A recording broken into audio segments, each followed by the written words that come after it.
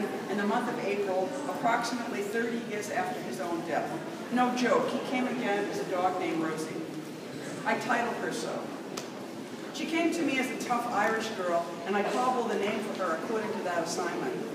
I have been attached to the dog corps for as long as I can remember. Simple liking led me to the annals of the dog, not the horse. On television, a boy with soft hair lived in the country with a furry animal with sharp, pointed ears. They had their own show. In another, a gang of city kids had a being along for the ride that walked on all fours with a ring around his eye, as if to say, seeing is kidding. Look deeper inside. Do as the dog does, and the dog does it through pictures, and sending the pictures around the universe. The team of children and dogs is the strongest link on earth. And if we are to survive as a people, it shall occur because of the strength, the connection, and the ranks of these numbers. The future army of the great war shall be them. I knew I would be one alone in my family. I was in the middle, the quiet one, the receiver. I felt the tugging from the male side and another from the female, and those were my siblings. Yet this in-betweenness, this aloneness, hear it now, was holy. I begged my parents fervently for an animal to be an army with me. My story would have moved so much faster if that dog friend had come aboard so early on. If dog had come into my child life, my father would not have needed to return. He knew this, and he brought me a small, sandy dog I named Taffy, and yet my mother returned Taffy, this male, to the ASPCA the next morning, where he most likely died. His crime? That he had cried that first long night, as all dogs do. I would have learned so much from him. Get this. I would have been a prophet at 12 instead of 60. Get this. But I am very grateful to have had Rosie, and her antecedent, the man, my father. As it stood, I was alone in my family, alone in my world, my one ally in the house, the man, my father, was dying. Do I need to talk about it? Hear it. The orientation of alcoholism in order to talk about my father. As David Bowie suggested in a powerful film, and as certainly Jesus Christ suggested too of the human tribe, we thirst. There's a very simple reason for the thirst. We are fish. You know, the earth was once covered with water, and when the higher being, who I choose to call dog, felt tired of being alone, the waters receded, and suddenly there was land. And the fish crawled to land and grew legs. Why wouldn't dog go into the waters and speak to the fish? And another time, why did the very essence of the fish, some of them, have to change? If you had the powers of a dog who created at least the universe, and I have a feeling dog created many universes, but I don't know how many. I am privy to a great deal of knowledge, but not all. And this is the very nature of my humility. Even restraining the waters of alcoholism in my own life, and I know less. And one would assume that dog could do anything. But no, because there are simple laws even dog needs to obey. You cannot speak underwater. Thus there is no poetry, the original speech.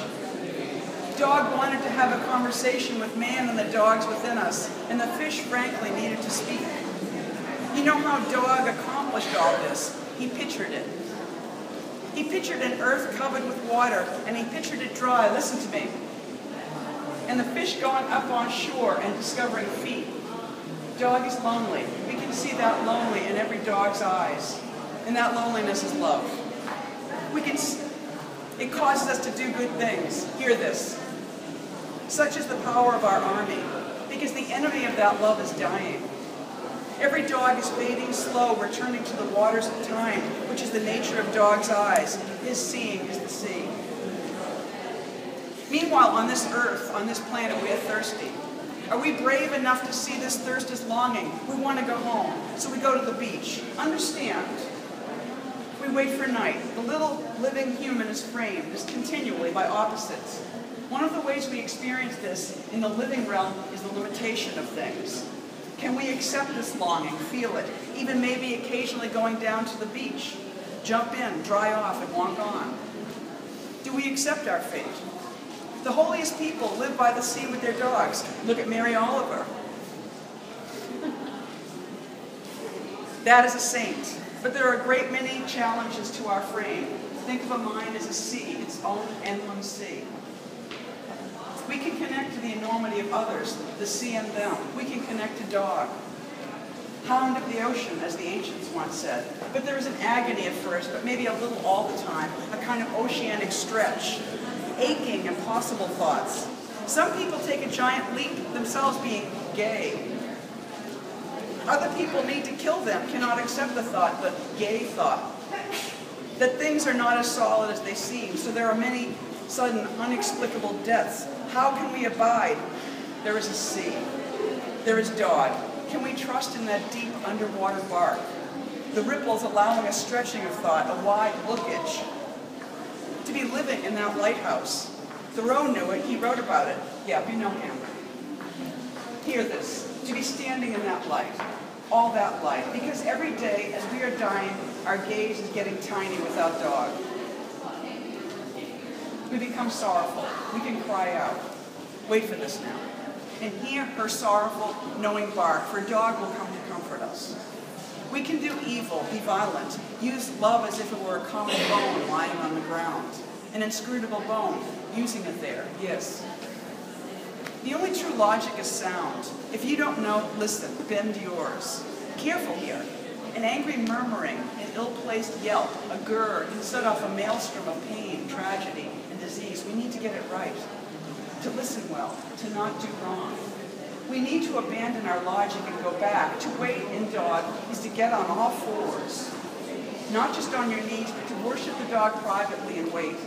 The waters are coming. We will replace the violence with silence and wait. The peace of the dog is promised and soon will be upon us. His waters will rock us and hold us. He is the sleep. He is the night. But normally humans want to drink. I'm a little parched, they might say. How about a couple of brewskis? Some smart drinks, say the lifted eyebrows under a spectacled gaze. One eye shifts towards another in an office, a tipping gesture like a drink to lips is made. Glasses into purse, computer turned off, okay. There is so much surrounding this urge to drink. A young person might feel a powerful tugging in their crotch, might begin. A thudding inside, it is a sea of desire to which all are privy. And all around the youth, the message is no. What you feel is wrong. But it is inside me. This is what she says. This is what he says. Is this feeling not right? The youth drinks and the conflict is resolved. The illusion of alcohol is that we are putting the ocean inside. But no, get this. Instead, we are stilling it. We are dying. Alcohol is mold, past right, a sickly sweetness that makes the person go crazy. A beer, they say, the kiss of the hops, but it is the hiss of the snake. The snake laughing uproariously whenever a horny teenager takes a drink. Her head cast back in exultation, her hand fluttering at her chest. She is the antithesis of dog, the agent of counterfeit sweetness that is replete with a message of death, not life. It is not the healthy surf pounding against the rock. Another picture, the balloon of your soul deflating. When two people meet and engage in the act of fertilization simultaneously, a million pictures are surging in their brains. Think of your parents making love, if you will. Pay attention. An Academy Award, a cavalcade of thoughts, of pictures are coursing through their heads. Yeah, right up here. You were one of them. The universe is a tiny yearbook, but told in seconds. The possible second of each of us. I must explain here for the first time, perhaps, that the act of sex is not the sex act as we understand it. Oh no. The tiny picture is key instead, a thought entirely understandable to children who intuit procreation entirely. They are for it, standing at their drawing pads in kindergarten. Don't get the wrong idea. The collusion of childhood and sex in our time is the greatest of crimes because we are wiping out their supreme lord by opposing too early animal sexuality on a greater moment. I am saying the child is a virtual movie theater. Get this, not of sex, but of creation. Get this, true creation. The first 8 or 10 years of the child's existence are full of these pictures. The supreme lord isn't here. your light bubbling portrait gallery, the cattle call of images from which all of us were chosen. This is the wild field of life. People in their natural state are sometimes unable to make a selection. You know how the drunkest people often have children? Easily. Well, the earnest twos, good people, can be plugging away at it for years. Even the lesbians are trying. Good people too. It is enormous, the responsibility, which is forgotten after the act always. I tell you now, the two of them engaged in the act see you momentarily. You are the thought. They must go, yes, her. Few can sail into this mode of selection readily. It's a trance, really. Sex is given humans to distract them from a lighter, deeper choosing. That is a fact. It is easy. A child could do it. Pick a face, a nature they like from a sea of entities ready to be born. But the world is already terribly crowded. The child must pass a few years. This is the waiting time, the true gestation. Later on, they may enter into the deep, rich valley of sex, the place where the human first encounters the nature of soul. And it is there, at last, that our widest choosing has begun, as we begin absently putting our arms around vagrants, elves, and villains, around thinkers, teachers, pilgrims, and beasts. In this rambling sex time, and the map of creation is streaming through our heads all the time here on earth, hear this, it is manifested by the fitting of bodies, one to the other. It is a holy place, not a holy act. Like the universe, if you see where I'm going. I have given you many talks. This is one of them. The greatest crime on the earth, of course, is rape. Animals commit this crime as well. Dolphins and ducks. The spider, many times. Then she eats the perpetrator of the crime. I am not saying the spider's way is useful for us. Rape is, prepare for this thought, it's the stealing of the envelope of the other. Bodies, though gorgeous, are only containers of the sea. If you force your way into a message that is not intended for you, it's a kind of suicide. The message will annihilate you ultimately. You're no one now. On and on. You are no one for generations if you do it repeatedly. It's very hard for us to understand it on this plane.